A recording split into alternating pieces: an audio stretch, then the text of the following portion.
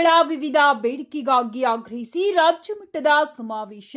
Gyanesh ಕಡಗದ್, Koppal. Hostel ಹಾಗೂ ವಸತಿ ಶಾಲಾ ಕಾಲೇಜು ವಿದ್ಯಾರ್ಥಿಗಳ ಆಹಾರ ಭತ್ಯೆ ಹೆಚ್ಚಳಕ್ಕಾಗಿ ಖಾಲಿ ಇರುವ ವಾರ್ಡನ್, ಪ್ರಾಂಶುಪಾಲರು, ಸಿಬ್ಬಂದಿ ಸೇರಿದಂತೆ ವಿವಿಧ ಹುದ್ದೆಗಳ ನೇಮಕಾತಿಗಾಗಿ ವಸತಿ ನಿಲಯಗಳಿಗೆ ಸ್ವಂತ ಕಟ್ಟಡ, ಕನಿಷ್ಠ ಮೂಲಭೂತ ಸೌಕರ್ಯಗಳಿಗಾಗಿ ಆಗ್ರಹಿಸಿ ಹಾವೇರಿಯಲ್ಲಿ ಹಾಸ್ಟೆಲ್ ವಿದ್ಯಾರ್ಥಿಗಳ ರಾಜ್ಯ ಮಟ್ಟದ ಸಮಾವೇಶ ನಡೆಯಲಿದೆ ಎಂದು ಎಸ್ಎಫ್ಐ ಜಿಲ್ಲಾಧ್ಯಕ್ಷ ಜ್ಞಾನೇಶ್ ಕಡಗದ ಹೇಳಿದರು.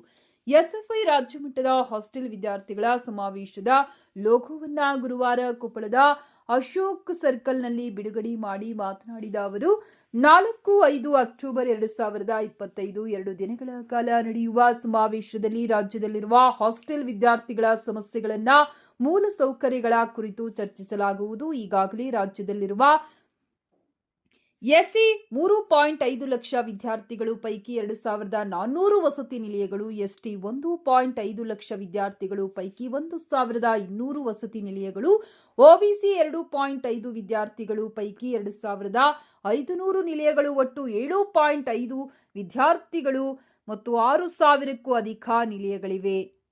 ನಿಲಯಗಳಿಗೆ ಮೂಲಭೂತ ಸೌಕರ್ಯ ಕಲ್ಪಿಸಲು ಸಾಧ್ಯವಾಗುತ್ತಿಲ್ಲ. ನೇಮಕಾತಿಗಳು ವಿಳಂಬದ ಕಾರಣದಿಂದಾಗಿ ನಿಲಯ ಪಾಲಕರ ಸ್ವತಂತ್ರ ಸಿಬ್ಬಂದಿ ಕೊರತೆ ಹೆಚ್ಚಿದೆ. ಟೆಂಡರ್ಗಳ ಮೂಲಕ ಆಹಾರ ಸರಬರಾಜು ಮಾಡಲಾಗುತ್ತಿದೆ.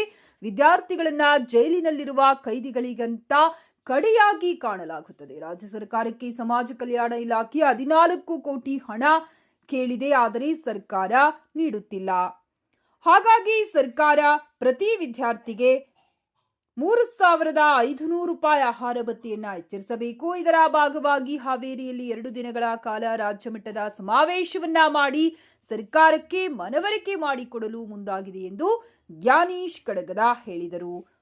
ಎಸ್ಎಫ್ಐ ಮುಖಂಡ ಯಮನೂರ್ ಮಾತನಾಡಿ, ವಿದ್ಯಾರ್ಥಿಗಳಿಗೆ ಸರಿಯಾದ ಭದ್ರತೆ ಇಲ್ಲ, ಆರೋಗ್ಯ ಪರೀಕ್ಷೆ ನಡೆಯುತ್ತಿಲ್ಲ. ಅಷ್ಟಲ್ಲದೆ ವಿದ್ಯಾರ್ಥಿಗಳ ಮೇಲೆ ಅಧಿಕಾರಿಗಳು ದಬ್ಬಾಳಿಕೆ ಮಾಡುತ್ತಿದ್ದಾರೆ. ಸಮಸ್ಯೆಗಳನ್ನ ಪ್ರಶ್ನಿಸಿದರೆ ಟಾರ್ಗೆಟ್ ಮಾಡುತ್ತಿದ್ದಾರೆ. ಇದರಿಂದ ಎಷ್ಟೋ ವಿದ್ಯಾರ್ಥಿಗಳು ವಸತಿ ನಿಲಯವನ್ನ ಬಿಡುವಂತಾಗಿದೆ. ಪ್ರಾರಂಭದ ಹಂತದಲ್ಲಿರುವ 120 ಹಾಸ್ಟೆಲ್ಗಳನ್ನ ಕೂಡಲೇ ತೆರೆಯಬೇಕು. ಈ ಶೈಕ್ಷಣಿಕ ಸಾಲಿನಲ್ಲಿ 10 ಹಾಸ್ಟೆಲ್ಗಳನ್ನ ಕೂಡಲೇ ತೆರೆದು ವಿದ್ಯಾರ್ಥಿಗಳಿಗೆ ಅನುಕೂಲ ಮಾಡಿಕೊಡಬೇಕೆಂದು ಎಸ್ಎಫ್ಐ ಒತ್ತಾಯಿಸುತ್ತದೆ ಎಂದರು. ಉತ್ತಮ ಶಿಕ್ಷಣಕ್ಕಾಗಿ ಹಾಸ್ಟೆಲ್ ಪ್ರಮುಖ ಪತ್ರವನ್ನ ವಹಿಸಿವೆ. ಆದ್ದರಿಂದ ಎಸ್ಎಫ್ಐ ರಾಜ್ಯ ಮಟ್ಟದ ಹಾಸ್ಟೆಲ್ ವಿದ್ಯಾರ್ಥಿಗಳ ಸಮಾವೇಶದಲ್ಲಿ ಇಡೀ ರಾಜ್ಯದ 200ಕ್ಕೂ ಅಧಿಕ ವಿದ್ಯಾರ್ಥಿ ಪ್ರತಿನಿಧಿಗಳು ಪಾಲ್ಗೊಂಡು ಹಾಸ್ಟೆಲ್ ವ್ಯವಸ್ಥೆಯ ಕುರಿತು ಸಮಗ್ರ ಚರ್ಚೆಗಳು, ಉಪನ್ಯಾಸಗಳು ಹಾಗೂ ಸಾಂಸ್ಕೃತಿಕ ಕಾರ್ಯಕ್ರಮಗಳಲ್ಲಿ ಭಾಗವಹಿಸುತ್ತಾರೆ. ಈ ಸಂದರ್ಭದಲ್ಲಿ ಎಸ್ಎಫ್ಐ ಮುಖಂಡರಾದ ಯಮನೂರ್, ನಾಗರಾಜ್, ಬಳ್ಳಾರಿ, ಹನುಮೇಶ್, ಅಮರೇಶ್, ತಿಪ್ಪಣ್ಣ, ವಿನೋದ್, ದೇವರಾಜ್, ಚೇತನ್, ಅನ್ವರ್, ಬಸವರಾಜ್, ಗವಿಸಿದ್ದಪ್ಪ ಉಪಸ್ಥಿತರಿದ್ದರು.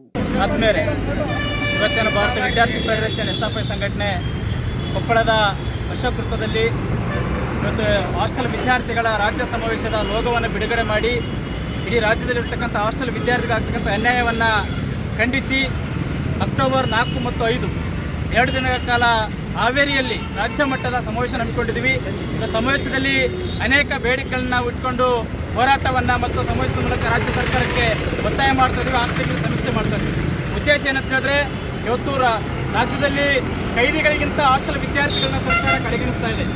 ಒಬ್ಬ ಕೈದಿಗಿರ್ತಕ್ಕಂಥ ಮರ್ಯಾದೆ ಇವತ್ತು ಹಾಸ್ಟೆಲ್ ವಿದ್ಯಾರ್ಥಿಗಳಿಗಿಲ್ಲ. ಇವತ್ತು ಒಂದು ದಿನಕ್ಕೆ 60 ರೂಪಾಯಿಯಿಂದ 70 ರೂಪಾಯಿ ಮಾತ್ರ ಹಾಸ್ಟೆಲ್ ವಿದ್ಯಾರ್ಥಿಗಳಿಗೆ ಆಹಾರ ಭತ್ಯೆ ಸಿಗ್ತಾ ಇದೆ. ಇವತ್ತು ನಾವು ಒತ್ತಾಯ ಮಾಡ್ತಾ ಇರೋದು, ತಿಂಗಳಿಗೆ 4,500 ರೂಪಾಯಿ ಆಹಾರ ಭತ್ಯೆ ಕೊಡಬೇಕು. ಒಂದು ದಿನಕ್ಕೆ ಕನಿಷ್ಠ 150 ರೂಪಾಯಿ ಆದರೂ ಒಬ್ಬ ವಿದ್ಯಾರ್ಥಿಗೆ ಖರ್ಚು ಮಾಡಬೇಕಂತ ಸರ್ಕಾರವನ್ನು ಒತ್ತಾಯ ಮಾಡ್ತೀವಿ. ಅದ್ರ ಜೊತೆಗೆ ಇವತ್ತು ರಾಜ್ಯದಲ್ಲಿ ಹಾಸ್ಟೆಲ್ಗಳಲ್ಲಿ ಡಿ-ಗ್ರೂಪ್ ನೌಕರರ ಕೆಲಸ ಮಾಡ್ತಾರೆ, ವೃತ್ತಿ ನೌಕರರು, ಅವರನ್ನು ಕಾಯಂ ಮಾಡಬೇಕಂತಂದೇಳಿ ಮತ್ತೆ ಈ ಅನೇಕ ಇವತ್ತು ಹಾಸ್ಟೆಲ್ಗಳಲ್ಲಿ ಸಮಸ್ಯೆಗಳು ಉದ್ಭವ ಆಗ್ತವೆ. ಸರಿಯಾಗಿ ಕೊಠಡಿಗಳಿಲ್ಲ, ಕುಡಿಯುವ ನೀರಿಲ್ಲ, ಶೌಚಾಲಯ ಇಲ್ಲ. ಸರ್ಕಾರ ಅದಕ್ಕೆಲ್ಲವನ್ನ ಹಣವನ್ನು ಬಳಕೆ ಮಾಡಬೇಕು. ಅದು ಬಿಟ್ಟು ತಮಗೆ ಬೇಕಾಗಿರ್ತಕ್ಕಂಥ ಅನುದಾನವನ್ನು ಬೇಕಾದಲ್ಲಿ ಬಳಕೆ ಮಾಡೋದು ನಿಲ್ಲಿಸಬೇಕಂತೇಳಿ ಭಾರತ ವಿದ್ಯಾರ್ಥಿ ಫೆಡರೇಷನ್ ಇವತ್ತು ಕೊಪ್ಪಳದಲ್ಲಿ ಲೋಗೋ ಬಿಡುಗಡೆ ಮಾಡುವ ಮೂಲಕ ರಾಜ್ಯ ಸರ್ಕಾರವನ್ನು ಒತ್ತಾಯ ಮಾಡ್ತಾ ಇದೆ.